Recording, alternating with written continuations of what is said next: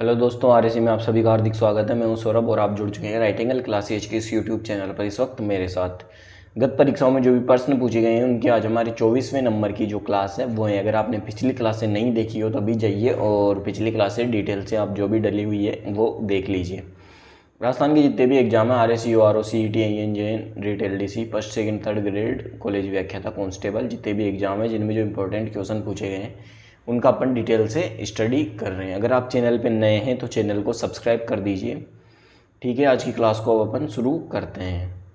तो आज का हमारा पहला क्वेश्चन है, किस लोक वाद्य में महारत होने से साकर खां, इनका पूरा नाम क्या है? कमल साकर खां। ठीक है, कमल साकर खान को 2012 में पद्मश्री से सम्मानित किया गया। ऐसा कौन सा लोकवाद्य यंत्र था जिनमें महारत हासिल थी? किनको? कमल साकर खान को। तो जो कमाईचा वाद्य यंत्र है, कमाईचा वाद्य यंत्र, उनके जो प्रमुख वादक थे वो थे कमल साकर खान। और इनके बारे में याद रखना है कि 2012 में इन्हें पद्मश्री से सम्मानित किया गया था। ठीक है, नेक्स्ट अब अपन देखते हैं, तारपी वाद्य यंत्र का प्रयोग मुख्यतः किस जाति के द्वारा किया जाता है? तारपी कौन सा वाद्य यंत्र है? तारपी वाद्य यंत्र है सुसीर वाद्य यंत्र। सुसीर वाद्य यंत्र। सुसीर वाद्य यंत्र कौन सा होता है? जिन्हें फूंक मारकर जो वाद्य यंत्र बजाए जाते हैं सुसीर वाद्य यंत्र कहलाते हैं। तो तारपी वाद्य यंत्र का प्रयोग किस जाति के द्वारा मुख्यतः किया जाता है? तो जो खतोड़िया जो जाति है, खतोड़ी, इसके द्वारा तारपी वाद्य यंत्र का प्रयोग किया जाता है। नेक्स्ट क्वेश्चन है, राजपूताना के किस राज्य के शासक ने अजमेर में लॉर्ड मेयो द्वारा आयोजित दरबार में भाग नहीं लिया? तो जो अजमेर के अंदर लॉर्ड मेयो द्वारा जो दरबार आयोजित हुआ था उसमें किस शासक ने भाग नहीं लिया? तो वो शासक थे कोटा के शासक। क्या नाम है इनका? राम सिंह दित्ते। राम सिंह दित्ते। ठीक है, इन्होंने जो अजमेर में भाग नहीं लिया था, लॉर्ड मेयो ने जो दरबार आयोजित किया था उसमें भाग नहीं लिया था कोटा के राम सिंह दित्ते ने। एक बार और बताएं आपको कि जोधपुर के जो शासक थे तख्त सिंह, वो इस दरबार के अंदर पहुंचे जरूर थे, गए थे, लेकिन इनको ज़्यादा सम्मान नहीं मिला, तो इस कारण से ये वहाँ से वापस लौट आए थे। तख्त सिंह जो जोधपुर के शासक थे वो। तो कोटा के जो शासक थे उन्होंने इसमें भाग नहीं लिया था। क्यों भाग नहीं लिया था कोटा के शासक ने? क्योंकि जब 1857 का विद्रोह हुआ था, 1857 की क्रांति हुई थी, उसके अंदर जो लाला जयदयाल व मेहराब खां हैं उन्होंने कोटा की जो जनता है उनके साथ मिलकर यहाँ पे विद्रोह किया था। और जो कोटा के जो राजा थे राम सिंह दित्ते, इनको कैद कर लिया था यहाँ की जनता और जयदयाल व मेहराब खां ने। तो जो राम सिंह दित्ते हैं उनके ऊपर आरोप लगा था कि उन्होंने जनता का और जो विद्रोही है उनका साथ दिया था। ये इन पर आरोप लगा था राम सिंह दित्ते पर, लेकिन वो आरोप साबित नहीं हो पाया था।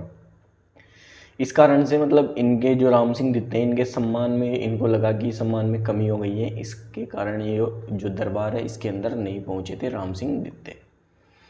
नेक्स्ट क्वेश्चन है, अफीम से संबंधित रॉयल कमीशन निम्न में से किस वर्ष में राजस्थान आया था? जो अफीम से जो संबंधित रॉयल कमीशन है ये राजस्थान आया था 1893 के अंदर। आपको याद रखना है, ARO एग्जाम 2022 में जो हुआ था उसमें पूछा गया है, अफीम से संबंधित रॉयल कमीशन राजस्थान आया था 1893 के अंदर।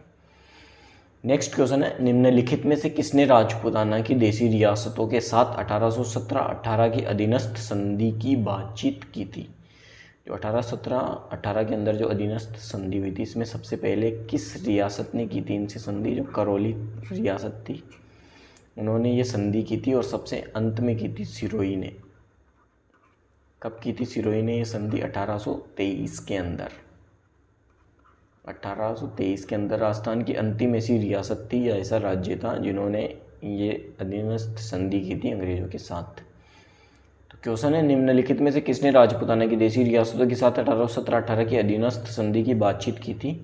तो ये बातचीत जो करने वाले थे वो थे चार्ल्स मेटकॉफ। ठीक है, इन्होंने इस संधि की बातचीत की थी। सबसे पहले संधि की थी करौली ने और सबसे अंत में सिरोही ने। नेक्स्ट क्वेश्चन है, राजस्थान के प्रसिद्ध पखावज वादक हैं। तो जो राजस्थान के प्रसिद्ध पखावज वादक हैं उनका नाम है पंडित पुरुषोत्तम दास। ठीक है, इन्हें कौन सा पुरस्कार मिला है? जो पद्मश्री है, पद्मश्री से इनको सम्मानित किया जा चुका है पुरुषोत्तम दास को। भारत रत्न होता है वो राष्ट्र मतलब पूरे भारत का सबसे बड़ा जो सम्मान होता है वो भारत रत्न को कहा जाता है। उनके बाद जो ये पद्म पुरस्कार है ये चालू होते हैं। सबसे पद्म पुरस्कारों में सबसे बड़ा कौन सा होता है, एक बार यहाँ पे लिख देते हैं, भारत रत्न। भारत रत्न भारत का सबसे बड़ा जो पुरस्कार है वो है भारत रत्न। सबसे जो हर चीज़ के अंदर जो आदमी एकदम परफेक्ट होता है किसी भी क्षेत्र के अंदर, जो सामाजिक कार्य करता है उसे भारत रत्न मिलता है, सामाजिक जो विकास होता है उनके लिए। इसके बाद जो पद्म पुरस्कार है वो चालू होते हैं। पद्म पुरस्कारों के अंदर आपको बता दें कि सबसे जो इम्पोर्टेंट होता है इनमें वो होता है पद्म विभूषण। पद्म विभूषण, इसके बाद आता है पद्म भूषण, इसके बाद आता है पद्म श्री। ठीक है, तो ये जो पुरुषोत्तम दास है इनको पद्मश्री से सम्मानित किया गया था। नेक्स्ट क्वेश्चन है, अंग्रेजों द्वारा मेवाड़ भील कोर की स्थापना किस वर्ष की गई थी। अंग्रेजों ने मेवाड़ भील कोर कोर्प्स की स्थापना किस वर्ष की थी, 1841 के अंदर। कहाँ की थी इसकी स्थापना, इसकी स्थापना हुई थी खेरवाड़ा उदयपुर में। खेरवाड़ा उदयपुर के अंदर जो मेवाड़ भील कोर है इसकी स्थापना हुई थी 1841 में। उस समय मेवाड़ के शासक कौन थे, उनका नाम था सरदार सिंह। ये जो मेवाड़ भील कोर है ये अंग्रेज़ों के नियंत्रण में थी, लेकिन जो इसका नियंत्रण में अंग्रेज़ों की थी, लेकिन जो इसका मतलब जो खर्चा है कौन वहन करता था, जो मेवाड़ के जो शासक थे सरदार सिंह, वो इसका खर्च चलाते थे। ठीक है, इसके बाद नेक्स्ट क्वेश्चन है, शेखावटी ब्रिगेड का मुख्यालय था। तो शेखावटी जो ब्रिगेड है इसका मुख्यालय था झुंझुनू के अंदर।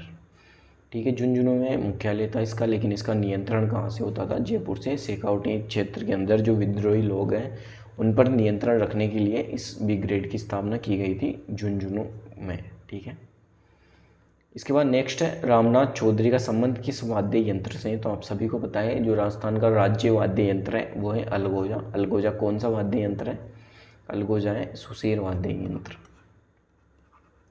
सुसीर वाद्य यंत्र है अलगोजा।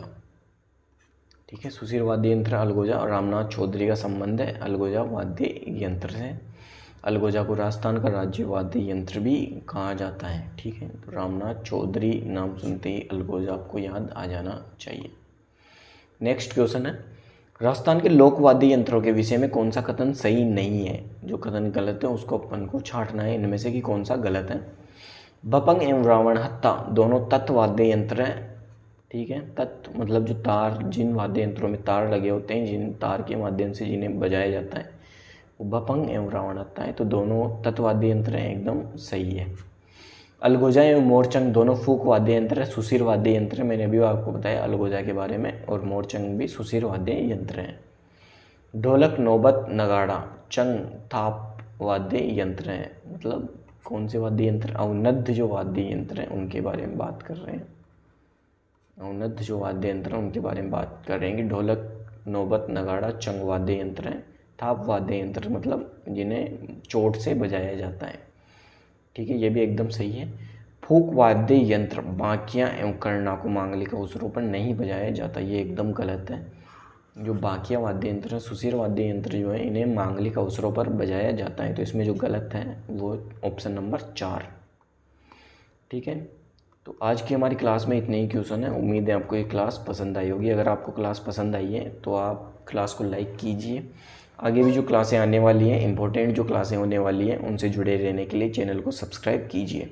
अगर आपको ये PDF चाहिए जो मैंने आपको पढ़ाई है तो आप हमारे टेलीग्राम चैनल को ज्वाइन कर सकते हैं, जिसकी लिंक डिस्क्रिप्शन में दी हुई है। तो आज की क्लास में इतना ही, मिलते हैं नेक्स्ट क्लास में। Thank you.